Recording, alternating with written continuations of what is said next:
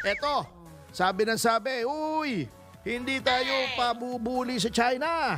Lalaban tayo. Ha? Sinasakop ang ating teritoryo.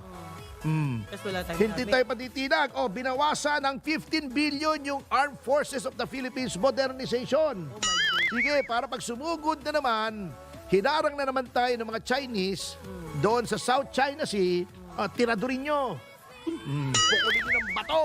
Ha? Ito, Office of the President, natataranta kayo sa sinasabi niyong confidential fund ng OVP na 125 million na sinasabi naman ng COA.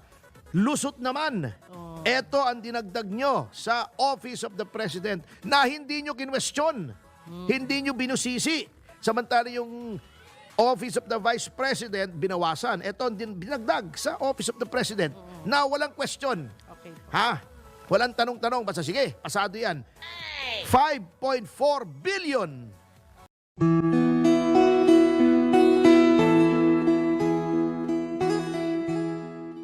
Kayong maniwala sa akin, tingnan nyo yung GAA. Ha? Okay. Ano, madali lang pong ma-fact check ang sinasabi mo, ha? Okay. A GMD. Google mo dan. Yan, oo. Ang pinakamalaki, unprogrammed, napakalaki. Alam mo ba kung magkano ang unprogrammed? Magkano po? Hulaan mo. Trillion na, hindi naman. Hindi naman. Kasi trillion yung 6 trillion yata yung budget. Oo. Hindi, yung budget. Oo. Okay, sige. Ang unprogrammed, ang pinakamalaki sa lahat, pinakamalaki. 373 billion. Ooh. Yan ang parang confidential na yan kasi unprogrammed, ibig sabihin, hindi pa alam sa ngayon kung saan dadalhin. O kung anong maisipan Dun lang. ng kung sinong humahawak ng salapi ng bayan at sinong humahawak, who holds the purse strings. Sinong humahawak ng wallet, kumbaga, Okay. ng bayan. Siya ang boss dyan. Ang Kongreso. Okay. Yan. At sinong head ng Kongreso, ng House of Representatives, si Martin Romualdez. Yun sinasabi ni Sara Duterte na dalawa lang may hawak ng pera ng Pilipinas, si Martin Romualdez at si Saldico. Yun ang sinasabi niya. Hindi natin sinasabing totoo, pero sa nakikita ko parang may katotohanan, ha? Okay. Okay, eto. Tingnan natin ang mga budget ng bawat departamento. Okay. House of Representatives, hindi pa Senate to, hindi pa Senate. House lang, House. Magkano ang dumagdag sa taong ito? Yung mga congressmen, dinagdagan nila ang sarili nila. Kasi ang GAA nag-originate o nagmumula sa House. Hindi yan nagmumula sa Senado. Ito ang dinagdag nila para sa sarili nila. 16.35 billion. Okay. Ang Senado, nadagdagan din ng budget, ha? Pero ang dumagdag lamang sa budget ng Senado ay 1.1 billion. Ayun. Pagkatapos ng BICAM. Eto, Office of the President, natataranta kayo sa sinasabi niyong confidential fund ng OVP na 125 million na sinasabi naman ng COA. Lusot naman. Ito ang dinagdag nyo sa Office of the President na hindi nyo kinwestiyon. Hindi nyo binusisi. Samantala yung Office of the Vice President, binawasan. Ito ang dinagdag sa Office of the President na walang question. Okay. Ha? Walang tanong-tanong. Basta sige, pasado yan. 5.4 billion. Ang judiciary, buti naman, dinagdagan lang. Opo. At dinagdagan naman. Tama kasi dapat naman talagang may fiscal autonomy ang hudikatura. Ngunit, napakakuripot ng pagdagdag. Ha? Napakakuripot. 430 million lang ang dinagdag. Kakurampot. Ha? Kumpara mo na sa 373 billion na unprogrammed. Tinitipid ang ating mga maestrado at mga huwes. DPWH, ito, dumagdag dahil dinagdag ito sa flood control. Ang walang kamatayang flood control ay, siyempre, nasa DPWH. Ito ay cash cow ito palagatasan ito, palabigasan ng ilang mga tao. Alam mo kung magkanong dinagdag sa flood control? Second na pinakamalaki after unprogrammed. Ito, 214 billion. 214. Wow. Flood control. Sabi nga ni Dan Fernandez, flood control. Yan. Okay. Ito, ang DOH, dinagdagan naman ng 30.53 billion. Tama naman yan, kalusugan. Pero bakit dinagdagan? Kasi tinangkang hijackin ng Tingog Party List. Oh? Di ba nagkaroon sila ng MOA with DOH saka PhilHealth na sila ang magsasabi kung sinong bibigyan ng tulong na pangkalusugan? Kaya lang, sa dami ng batikos, napuwersa silang umatras. Eh kung walang nakapansin, Ayun. walang bumatikos, eh di tuloy-tuloy ang ligaya. Zero, di ba? Oo, kaya nilagay nga, DOH, huwag natin pag-usapan yung PhilHealth. Okay. Sige po. DOH ito, hiwalay PhilHealth. Ang PhilHealth ay government-owned corporation. Oo, iba yan. Hindi siya yung line agency tinatawag. Opo. 30.53 billion na gagamitin sana nila para sila ang pipili ng bibigyan ng tulong ng DOH para sa kanila tumanaw ng utang na tingog. Sa loob. Tingog party list eh. Ang Department of Labor, dinagdagan, pero kakurampot din. 5.92.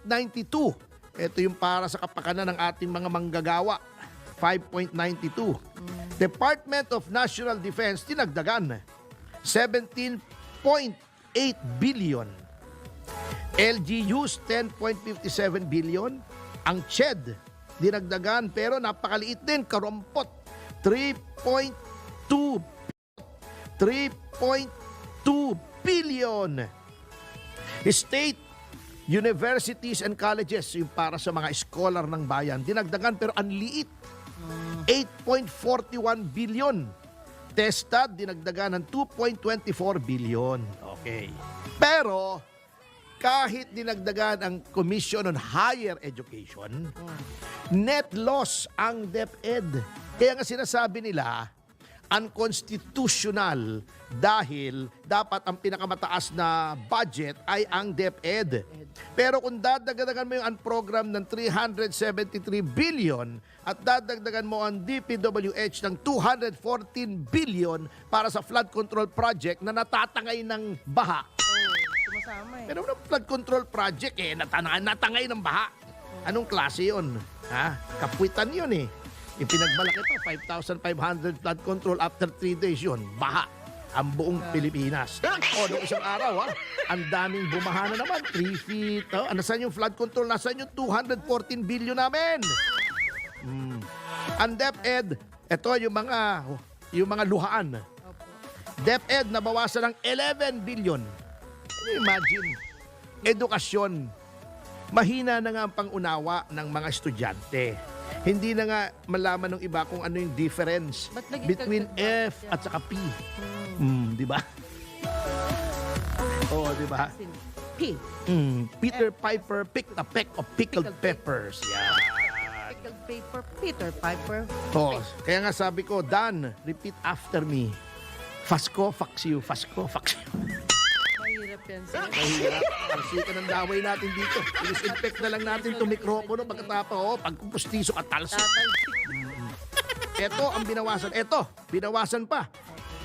Yung binawasan, yung para sa edukasyon, binawasan yung para sa DSWD, social welfare. Kasi gusto nila, hindi DSWD. Ang bida. Ang bida gusto nila sila, kaya doon sa unprogrammed, kaya doon sa AKAP. Hindi sa DSWD. Gusto nila sila yung yun. Department of Transportation, yung project para sa mga bagong yung MRT walang bagong proyekto. Yung subway natin nanganganib yun sapagkat kita mo kung magkanong binawas sa Department of Transportation para ilagay sa program. 92 billion. Wag ka na kayong magkaroon ng bagong tren. Pagtiyagaan nyo yung mga lumang tren. Wala nang bagong linya ng tren. Wala nang subway. Wala nang bagong kalye. Sige, magtiis kayo sa traffic. Basta may akap naman kayo eh. May 5,000 naman yung mga tao eh. Magtiis kayong wala kayong masakyan. Grabe. That's unfair. Agriculture, napakataas na nga ng mga bilihin. Alam nyo, ang agrikultura po, hindi lamang, kasi ang kala ng iba, Opo. masarap ang patis. Ano ba yan? Maalat. Ang akala ng iba, agrikultura ay yung magtatanim lamang, bigas. Ang agrikultura po ay kasama ang pangingisda, ang yung mga babuyan, bakahan at manukan. Teka, restaurant yata ni Rodong Pao ko yun. Bakahan at manukan. Libreng plagpan ba yan? Dar, iba. Oo. Pero yung budget nila, magkasama po? Hindi, nasa DAR yun kasi bureau yun eh. Bureau. Ang mga bureau ay under ng isang departamento. Okay. Halimbawa, at Bureau of Immigration, under ng DOJ yun. Opo. Oo. Ayun. Yan. May mga ganun yan eh. Yan. Binawasan ng 3.56 billion. Aray ko. Paano magbibigay yan ng mga pataba, di ba? Abono, kung ano, mga farm equipment, at yung Department of Transportation, paano yung mga farm to market roads, paano itatransport yung mga ani. Kaya nabubulok yung mga ani eh. Oo. Hindi naman pinaglaban itong ating Secretary of Agriculture. Oh. Ang dami. Oh. Eto, ang masaklap dito. Ito. Ang military and uniform personnel's pension fund. Pensyon ng mga retirado na pulis at military. Binawasan ng 87.3 billion. Laki na. Nilagay sa ang program, nilagay sa AKAP. Huwag na kayo magpensyon. Bagamat kayo ay talagang nirisk nyo inyong buhay para sa ating bayan, lumaban kayo, ngayon retired kayo, huwag na kayo magpensyon ng malaki.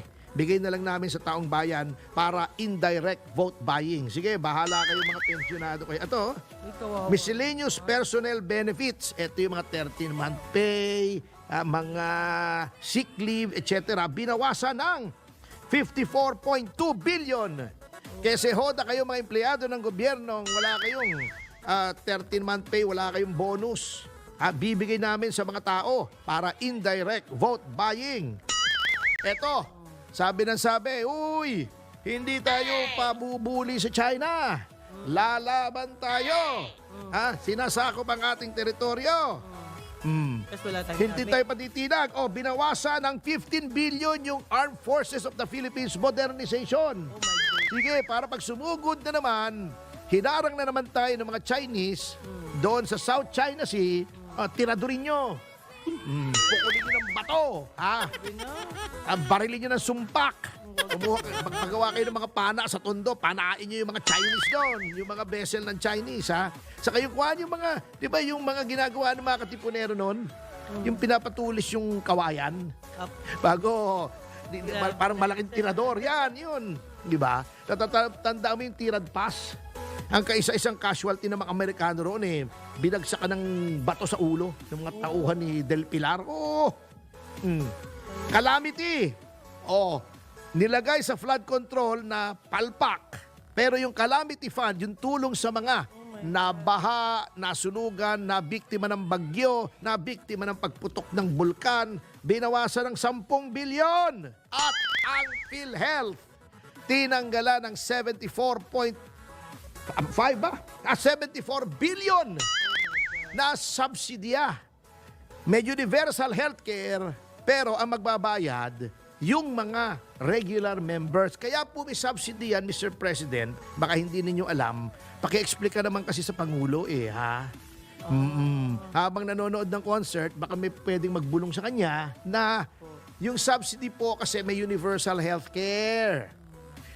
Sinama po lahat ng Pilipino sa universal healthcare, ang pambayad po noon subsidy. Ngayon, kung ipababayad ninyo yon sa mga regular members na regularly kinakaltasan ng 2,000, Kawawa naman. yung benepisyo po doon ay liliit po kasi i-distribute yan sa mas malaking beneficiary base. Yan ang mabigat. And alam nyo, yung December 30, natatakot ako sa petsang yan Kasi yan walang makakapansin yan. Pipirmahan daw ng December 30. Yan, din ang mismong petsa kung saan inapprove yung anomalous na Dengbaksya. Natatanda mo yung Dengbaksya? Yeah. Na kami ni Jigs Magpantay ang nagdemanda. At naroon na sa hukuman kaya hindi ko na pwedeng i-discuss. December 30 yan. Habang walang nanonood, walang pumapansin para hindi mapansin lahat abala sa pagprepara para sa bagong taon, pipirmahan yan para palusot, walang aangal.